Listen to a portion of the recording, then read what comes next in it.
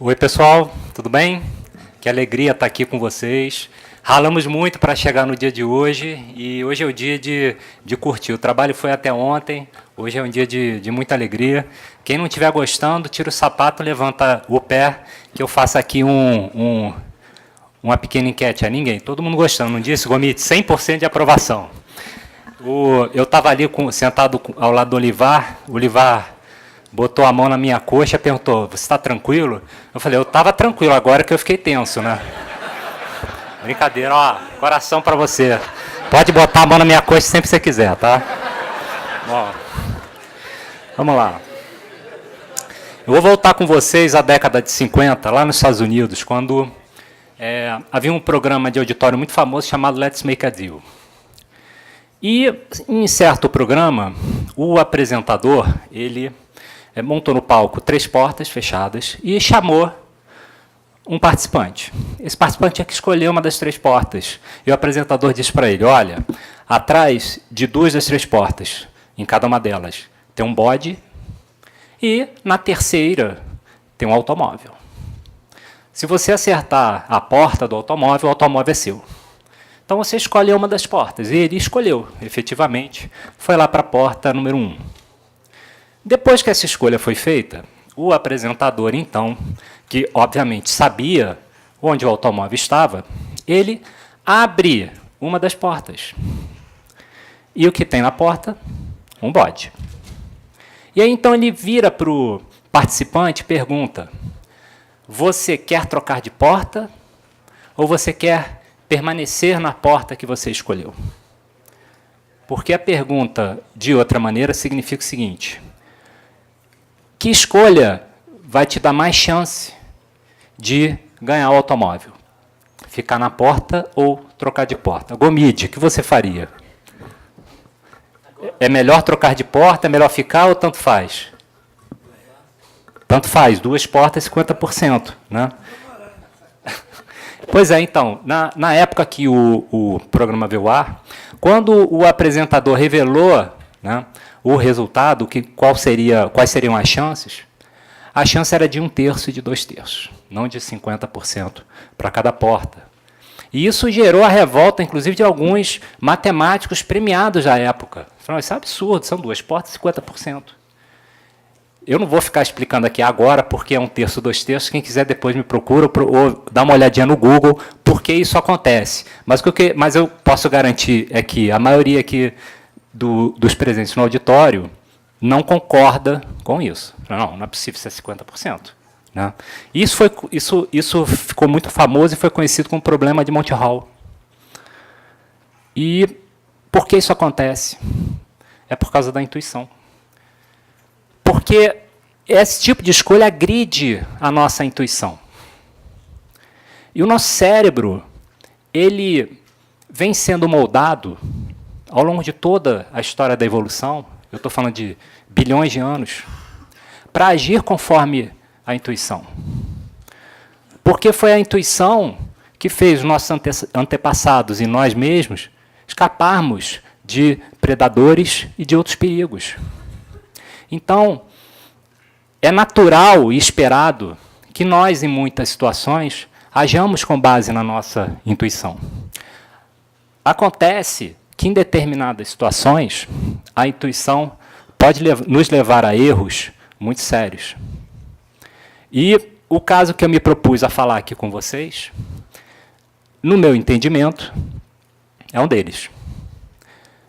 A meu ver, é por causa da intuição que nós temos tanta polêmica. Aliás, eu até tenho dúvida se chega a ter polêmica, porque o entendimento é tão pacificado em relação a que momento, né, o condomínio nasceria, que quem entende diferente é uma minoria minúscula. Não é, Melim?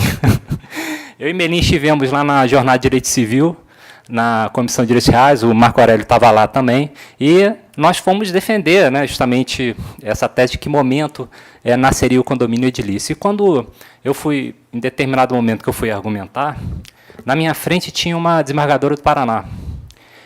E, na hora que eu falei que o condomínio edilício, ele pode surgir, como efetivamente muitas vezes surge, antes do habite, Ela pegou, ela olhou para trás, com uma cara, assim, com os olhos arregalados e a boca torcida. Naquele momento, eu realmente tive uma experiência de telepatia. Assim, eu vi, ela me perguntou, eu não sei se você é idiota ou se você é louco. Né? Porque o jeito que ela me olhou, eu falei, não é possível, realmente. Eu fui para casa com aquela imagem na minha cabeça, né? E me pus a pensar, a refletir, falei, não, tem que estar errado, né? Porque efetivamente, Melim estava lá, fomos massacrados, né, Melim? Massacrados, assim. Realmente saímos como grandes loucos.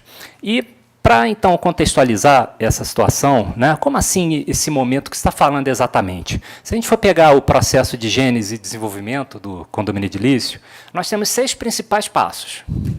Primeiro, o registro da incorporação. Então, nem todo condomínio edilício surge de uma incorporação imobiliária, mas eu vou pegar aqui o que é mais comum. Então, registro da incorporação, habite-se, averbação da construção, a instalação do condomínio, a aprovação da convenção e seu registro. Entendimento majoritário é que o condomínio nasce por ocasião ou somente após a finalização da construção das unidades privativas. E vejam que isso não é um entendimento solto no ar. Se a gente pegar aqui as normas extrajudiciais da Corregedoria de São Paulo, a gente vai ver no artigo 224 que a instituição do condomínio ela é registrada mediante a apresentação do respectivo instrumento, acompanhado do quê? Do habite-se. Se a gente vai na Bahia, a gente vai ver o artigo 1398 com uma disposição muito parecida. A instituição do condomínio será feita a requerimento do incorporador, instruído com o quê? Com habite-se. Se vocês forem em outras normas de corregedoria de muitos outros estados, a gente vai ver o mesmo tipo de regra. E por que é que isso, né, acontece? Né? É porque existe uma certa salada conceitual entre coisas que são diferentes. Porque uma coisa é instituir condomínio. Eu falo da instituição, eu estou falando da criação. O condomínio, quando é instituído, ele nasce para o mundo jurídico. Eu estou falando da criação de um direito real. Isso está regulado onde? Artigos 108 e 1332 do Código Civil e também no 32 da 459/64, a Lei de Condomínio e Incorporações. Uma segunda coisa é regular esse condomínio. Quando eu falo em regular, estou falando em convencionar. Por que meio eu faço isso? A Convenção de Condomínio. Artigos 1333 e 1334. Condomínio não nasce quando a convenção é aprovada, nem quando ela é registrada. Ele nasce quando ele é instituído. Uma terceira coisa é instalar. Né? Isso, aliás, esse termo nem na lei está previsto, instalação do condomínio. Isso nasceu da prática, né, das incorporações, é um ato, uma forma quase simbólica do incorporador entregar as partes comuns. Então, no fundo, né, o instalar nada mais é do que realizar a primeira Assembleia Geral daquele condomínio. Quando você vai eleger um síndico, quando você vai aprovar o primeiro orçamento, quando você vai, enfim, pôr aquele condomínio em funcionamento. E uma quarta coisa é construir. Construir é alterar a situação fática daquele condomínio, do ponto de vista da edificação. E é também, no caso da incorporação, o cumprimento da obrigação mais importante, que é de construir, entregar as unidades imobiliárias e partes comuns. A construção está regulada no artigo 44 da 4591. Mas a instituição não. Bom, então a questão é, será que o condomínio nasce mesmo a partir do habite-se? Ou será que em momento anterior, quando eu ainda não tenho construção, isso é possível? Quem estava aqui, imagino que, se não todos, quase todos, viram o desembargador Loureiro falar claramente. Isso não é condomínio, porque não tem edificação. Como é que eu vou ter condomínio edilício se as unidades, as casas não foram ainda construídas? E vocês vejam que, com base nesse tipo de noção, o Poder Judiciário considera a figura, né, determinados empreendimentos, como fraude à lei. Ora, se isso não é como vai ter condomínio de lotes é condomínio edilício, eu não posso ter condomínio edilício antes da edificação das casas, logo, fraude à lei. E assim se proibiu em São Paulo o condomínio de lotes, embora no Rio Grande do Sul, como o Brandelli falou, sempre foi admitido.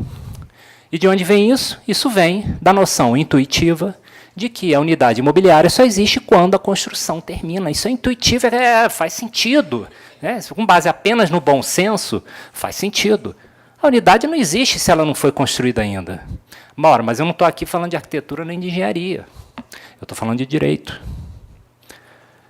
E essa intuição ela é apoiada, costuma ser, a meu ver, equivocadamente apoiada no artigo 44 da Lei de Incorporações, porque ele tem um trecho não tão feliz que diz que o incorporador deve requerer a averbação da construção das edificações para efeito de individualização e discriminação das unidades. Então, falar, olha aí, abelha, essa é a prova de que é com a... E vejam a incongruência, porque todo mundo fala bits, nem fala averbação da construção, mas usam esse artigo 44. Olha lá, está lá o artigo dizendo que antes da averbação da construção não há de individualização e discriminação das unidades.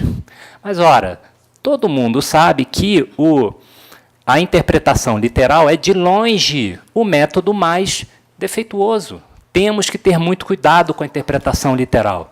E, só para ficar em condomínio, se a gente for seguir à risca a interpretação literal, a gente vai ter problemas. O artigo 1344 diz que incumbe ao proprietário do terraço de cobertura as despesas com sua conservação.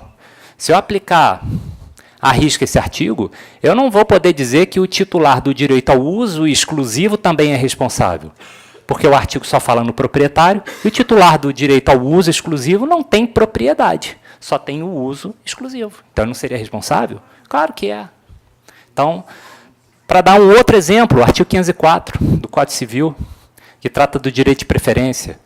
Vejam as palavras que o legislador escolheu. Não pode um condômino em coisa indivisível vender sua parte a estranhos se outro consorte a quiser tanto por tanto. Ora, se a gente for partir da interpretação literal, não pode é não pode.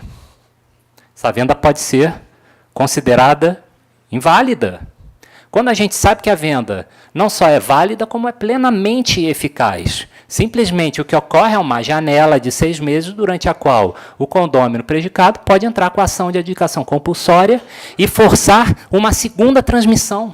Na ação de adjudicação compulsória não cancela a primeira transmissão, com violação da preferência. Eu forço uma segunda. E para ficar na linha de baixo, então, se a coisa for divisível, ou seja, se a violação for em relação a um terreno que pode ser desmembrado, então não há preferência? Claro que há preferência. Então, mais uma vez, cuidado com a interpretação literal. E o artigo ele é uma obra-prima, ele continua. Ele diz, o condômino a quem não se der conhecimento da venda, pode haver para si a parte vendida a estranhos. A quem não se der conhecimento. Então, se eu interpreto literalmente esse artigo, eu vou poder dar conhecimento ao condômino, então, quando ele disser, eu quero, eu vou e violo a preferência dele, porque o artigo só se aplicaria a quem não se der conhecimento. Então, vejam, mais uma vez, cuidado com a interpretação literal. E isso, senhores, traz problemas. Isso não é uma coisa inofensiva. A primeira é a distorção do sistema. Ao você considerar que o condomínio só pode surgir a partir do habite-se, você tem incongruências sérias. Se a gente pega uma matrícula, por exemplo, de imóvel aqui em São Paulo, você vai ver o registrador, primeiro, ele registra a incorporação, para depois desmembrar o apartamento. Para quê? Para poder registrar garantias sobre ela, para poder registrar a sua transmissão, promessa de compra e venda ou compra e venda com alienação fiduciária. Então, você tem negócios jurídicos com efeitos reais sobre essa unidade. E aí vem, então, você enxerga a everbação da construção e, finalmente, a instituição do condomínio. Ora, mas se o condomínio só foi instituído lá na frente, como é que você registrou a transmissão e garantias reais sobre essa unidade se ela ainda não existe? Porque você não pode ter unidade imobiliária sem condomínio edilício.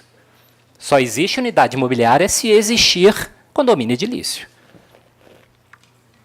Segundo problema é que você, se estiver instituindo o condomínio, Fora de uma incorporação imobiliária, você não vai conseguir inscrever o CNPJ e vai ter situações anômalas, como, por exemplo, a criação de uma associação que vai figurar simplesmente como veículo de arrecadação para a construção daquele edifício.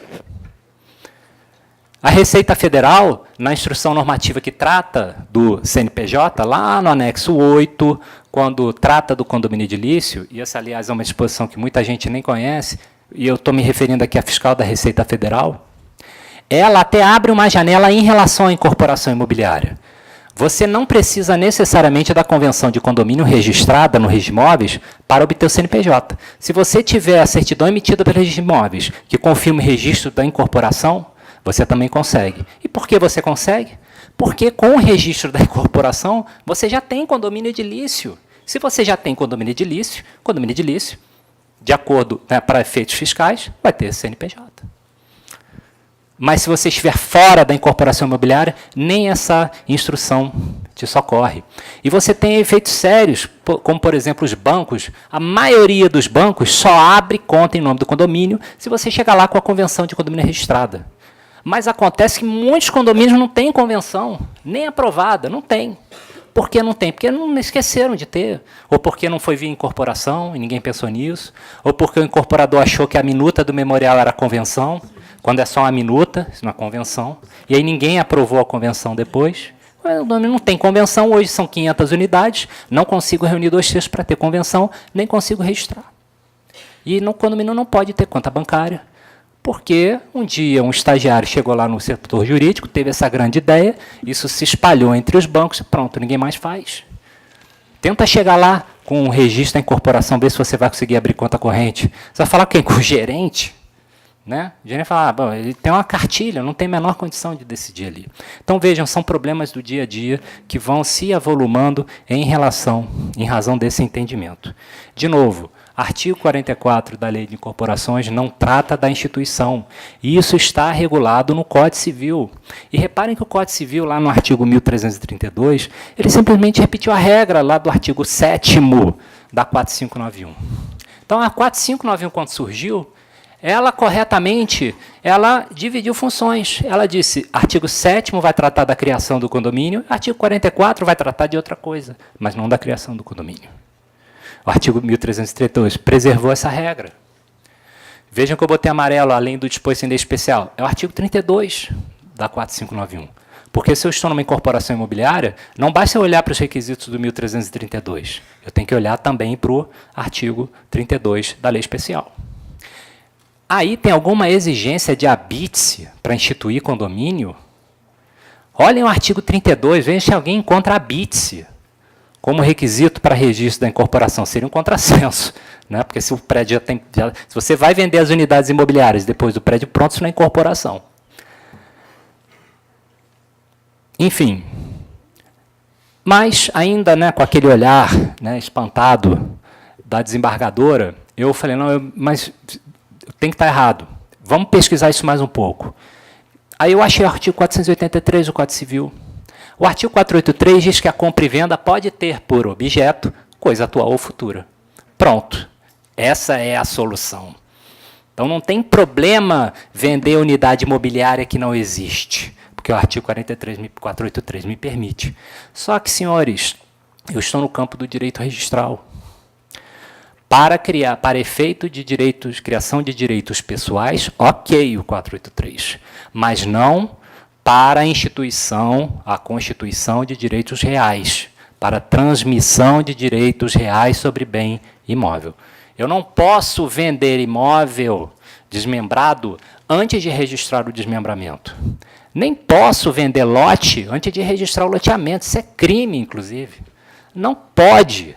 Se fizer crime, não vai registrar a venda desse lote.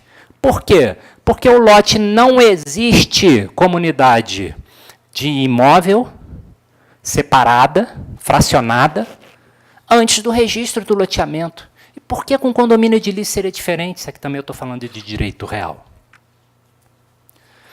Então é por isso que, de novo, a meu ver, e minoritariamente, me parece muito claro que o condomínio edilício pode sim nascer desde o registro da incorporação. pode não, ele nasce desde o momento do registro da incorporação. E não com a BITS.